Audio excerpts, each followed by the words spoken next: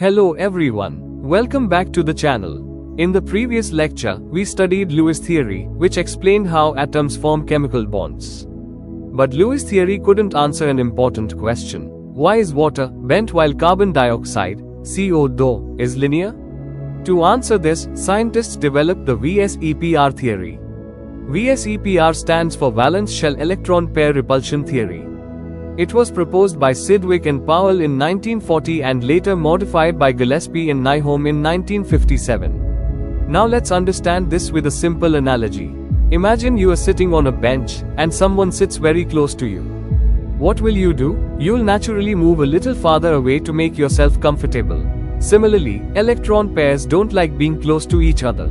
Since electrons have the same negative charge, they repel one another and arrange themselves as far apart as possible to minimize repulsion. This arrangement determines the shape of the molecule. This is the basic idea behind VSEPR theory. Postulates of VSEPR theory. The first postulate states that both bond pairs and lone pairs repel each other. The second states that electron pairs arrange themselves to minimize repulsion. The third states that the molecular shape depends on the number of electron pairs surrounding the central atom. However, not all repulsions are equal. The order of repulsion is lone pair, lone pair, lone pair, bond pair, bond pair, bond pair. Because lone pairs occupy more space than bond pairs, they repel more strongly and compress bond angles. Let's understand this with examples. BeCl has two bond pairs around the central atom. They stay opposite each other, giving a linear shape with a bond angle of 180 degree. Bf has three bond pairs.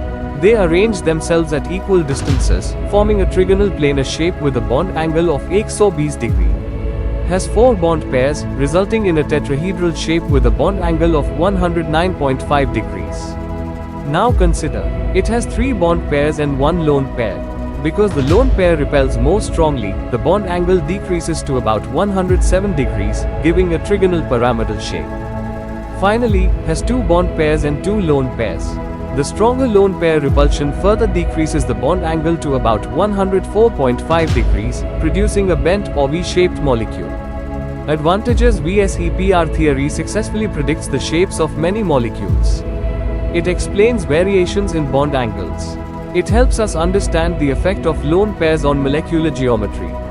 Limitations. However, VSEPR theory cannot explain magnetic properties, bond energies, or the detailed nature of chemical bonding.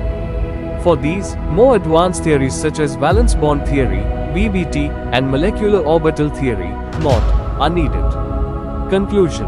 To summarize, VSEPR stands for valence shell electron pair repulsion theory. Electron pairs repel each other and arrange themselves as far apart as possible.